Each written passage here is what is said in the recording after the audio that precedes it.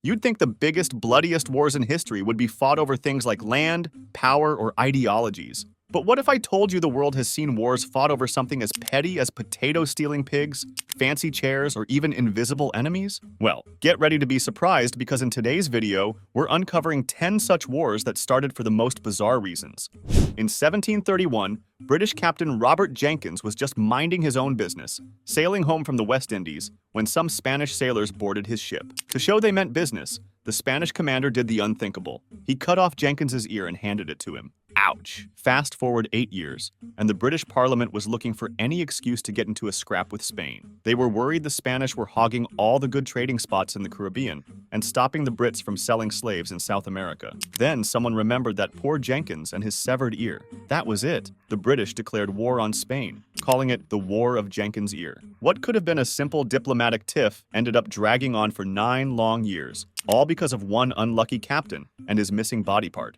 Sometimes a war is so silly, you have to wonder if it even counts as a real war at all. That's exactly the case with the Pig War between Britain and the USA in 1859. The two countries were both claiming bits of the Pacific Northwest, with a vaguely worded treaty leaving the borders unclear. Tensions were high, but it took one angry American farmer and his neighbor's potato-stealing pig to really kick things off. When the Americans shot the pig, both sides called in their colonial big guns. The British governor demanded the Navy intervene, while the Americans readied their troops, but cooler heads prevailed. The British admiral thought the whole thing was utterly ridiculous and refused to attack. After a few days of awkward posturing, the two sides just gave up and went home without a single shot fired. A war over a pig. Now that's what you call a petty reason to pick a fight. At least no one died, but it's still a hilarious example of how silly international disputes can get. In the late 1960s, tensions were brewing between El Salvador and Honduras. Honduras was forcibly evicting Salvadorian immigrants from land to give it to wealthy locals. It was a simmering conflict until the world's most beautiful game sparked an all-out war. Qualification for the World Cup called for a series of 3 football matches between the two nations. Patriotic fervor whipped up the crowds, with hooligans battling it out in the stands. The tensions were too much to handle, and shortly after the final match, El Salvador severed diplomatic ties with Honduras and launched an invasion. The so-called 100 Hours War raged for just 4 days before a ceasefire was reached. But no one really came out on top. It was a senseless conflict sparked by the beautiful game turning ugly. A stark reminder that sports and nationalism can be a dangerous mix.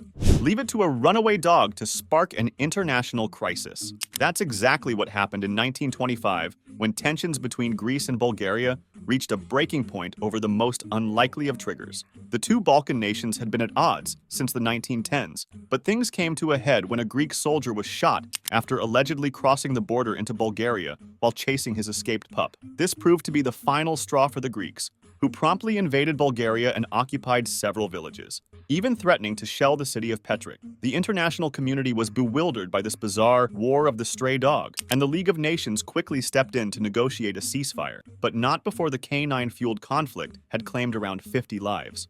Economics can be a strange beast, often obscure, but capable of sparking some truly bizarre conflicts. Take the first Opium War between Britain and China in the 1800s. The British were hooked on Chinese luxuries like silk and tea, but China didn't want anything the British Empire had to offer. So the clever folks at the East India Company came up with a solution: flood China with drugs. They sold bucket loads of deliciously Moorish opium to China, got a load of Chinese people addicted to the stuff, and let the money roll in. Well, China eventually caught on and banned the opium trade in 1838. The Brits saw this as an unforgivable affront, so they declared war all over the right to peddle hard drugs. After a couple years of fighting, the First Opium War ended, but the Brits just came back for seconds in 1856. Who would have thought the quest for economic dominance could lead to such a blatantly drug-fueled conflict? Back in the day, European nations loved to carve up Africa like a big colonial pie, each country grabbing their own little slice. When the British rolled into the Gold Coast, which is modern-day Ghana,